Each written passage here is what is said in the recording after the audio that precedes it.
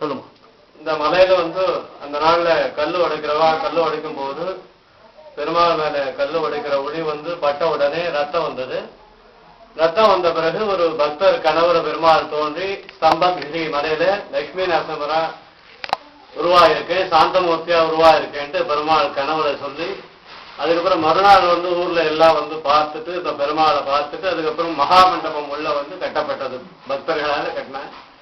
அத பிறகு புலஸ்திய ரிஷிகள் 2 பேர் இங்க பெருமாள் வரவழைச்சாரு. புலஸ்திய ரிஷி பௌலஸ்திய ரிஷின்னு 2 பேர் அண்ணன் தம்பி தவம் பண்ண. தபஸ் பண்ணும்போது ஒரு மாம்பழம் பெருமாள் அவளுக்கு கொடுத்தாரு. அந்த ஒரு மாம்பழத்துல தகராறு வந்தது. இந்த மாம்பழம் உனக்கு எனக்குன்னு போட்டி தம்பியோட புலஸ்தியருடைய 2 கைகளையும் பௌலஸ்திய ரிஷி துண்டிச்சிட்ட. துண்டிச்ச பிறகு புலஸ்திய ரிஷி இந்த பெருமாளை பிரார்த்தனை பண்ணிட்டு 48 நாள் ஒரு மண்டலம் அந்த செய்யாறு 3 மைல்ல இருக்கு, அந்த செய்யாறுல போய் 48 நாளும் ஸ்நானம் பண்ணி 48 நாளும் பக்தி ஸ்ரத்தையோட அந்த சம்பத்கிரிய பிரதட்சணம் பண்ணிட்டு வந்தார். 48வது நாள் இந்த பெருமாளை தரிசனம் பண்ண உடனே அந்த துண்டிக்கப்பட்ட 2 கைகளும் புலஸ்திய ரிஷிக்கு கூடியது தலபுராணம். அதுக்கப்புறம் இந்த புலஸ்திய ரிஷிக்கு கை கிடைச்ச உடனே அவருடைய கையாலே இந்த உற்சவமூர்த்தி வரணும்னு ஒரு பெருமாள் நினைச்சிருக்க. அவர் கனவுல போய் தோன்றி இந்த மாதிரி கரப்புண்டின்ற இடத்துல செய்யாத்துல நான் உற்சவமூர்த்தி இருக்கேன், இந்த இடத்துல இருக்கேன்னு பெருமாள் சொல்லி, அதன் பிறகு புலஸ்திய ரிஷி அங்க போய் பார்த்து இது பண்ணும் போது அந்த பெருமாள் கணவரை சொன்ன அந்த உற்சவமூர்த்தி இருக்காரு அங்க கரப்புண்டி ஆத்துல. அதை அப்படியே எடுத்துட்டு ஊர்ல ஒரு கோவில் உற்சவருக்கு தனியா அமையணும்னுட்டு அந்த அவருடைய கையாலேயே புலஸ்தியருடைய கையாலேயே கீழே உற்சவர் ஸ்தாபிதம் பண்ணி அதுக்கப்புறம் அங்க சின்னதா கோவில் கட்டினார். அதன் பிறகு நரசிம்மர் உக்ரமா இருப்பாரு, தனியா இருக்காரு, தனியா தான் கிடைச்சாரு அவர். அதனால ஸ்ரீதேவி பூதேவி தாயார் இது பிரதிஷ்டை முன்னோர்கள் பண்ண.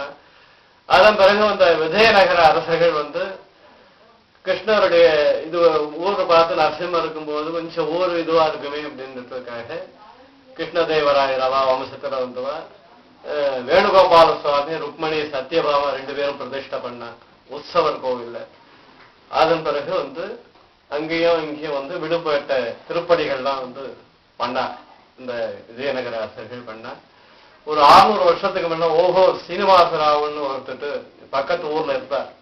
அவருக்கு பெருமாள் சொப்பனத்துல போயிட்டு இன்னும் உனக்கு சில வேலைகள் உனக்கு நான் தரேன்ட்டு பெருமாள் கொண்டு போய் அப்புறம் என்ன ஏதுன்னுட்டு அலறடிச்சுன்னு வரும்போது இங்க ஓஹோ சீனிவாசராவ் மணி வாங்கி வச்சிருக்கார். இந்த கோவில்ல இருக்க இந்த மணி அங்க கீழே உற்சவர் கோவில்ல ஒரு பெரிய மணி இருக்கு. அவர் ராஜா அந்த காலத்துல ஆஞ்சநேயர் பக்கத்துல படம் வரைஞ்சிருக்கு பாருங்க, மீச வச்சுட்டு அவர் ஓஹோ சீனிவாசராவ்னு. கீழே இருக்க உற்சவமூர்த்தி ஒரு யுகத்துல பிரகலாதன் பூஜித்ததாக சொல்றார். அது நம்மளுக்கு என்னன்னு தெரியாது, ஆனா அந்த பவர் எனக்கு தெரியுது, இருந்திருக்கும், கண்டிப்பா நடத்திருக்கும். என்ன ஒவ்வொன்றும் நம்ம நினைக்கிறதுனா பக்தாள் நினைக்கிறதெல்லாம் கரெக்டா நடத்தி வைக்கிறார் கீழே உற்சவர்.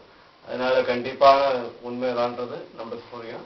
இங்க மாலையில யானை குகைன்னு ஒரு குகை இருக்கு. அந்த யானை குகையில தான் திருக்கோவலூர் தபோவனம் ஞானானந்த சுவாமிகள்னு தபஸ் பண்ணியிருக்கார். அதுக்கப்புறம் அவருடைய சீடர் ஹரிதாஸ் கிரி சுவாமி தென்னாங்கூர் கோவில்லாம் அமைச்சு கட்டினவர். அவரு சில வருஷம் தபஸ் பண்ணியிருக்க. அப்புறம் அச்சுதாசர் விட்டோபா அவள்லாம் மகான்கள் அவள்லாம் தபஸ் பண்ணி பெருமாள் நிறைய வரம் இது பண்ணியிருக்க. இந்த மலையில 2 ஜொனை இருக்கு. மேல இருக்கிறது பிரம்ம தீர்த்தம், இதுல பெருமாள் திருவாராதனத்துக்கு எல்லாம் தீர்த்தம் இருக்கிறது. கீழே புலஸ்திய தீர்த்தம், அது 3 ஆழம் இருக்கு. இந்த மலையில மொத்த படிகள் 837 படி இருக்கு. 837 படி இருக்கு. இந்த கழுகுகள் 2 இருக்கு. அந்த காலத்துல அந்த கழுகுகள் ரிஷிகள்னு சொல்ற, அது ரொம்ப நாளா அந்த கழுகுகள் இருந்துட்டு வருது. அந்த இதுக்கு ஒரு மலை இருக்கு. அந்த மலை சப்த ரிஷி மண்டலம்னு பேரு. அதுல இன்னைக்கும் 7 ரிஷிகள் தபஸ் பண்றா, நமக்கு தெரியாது, கண்ணுக்கு தெரியாது. பெருமாள் நல்ல வரப்பிரசாதி, இது நினைச்சது எல்லாருக்கும் நடத்தி கொடுக்கக்கூடிய சக்தி வாய்ந்த பெருமாள். எல்லாம் நல்லபடியா முடியும் எல்லாருக்கும். அவ்வளவுதான்.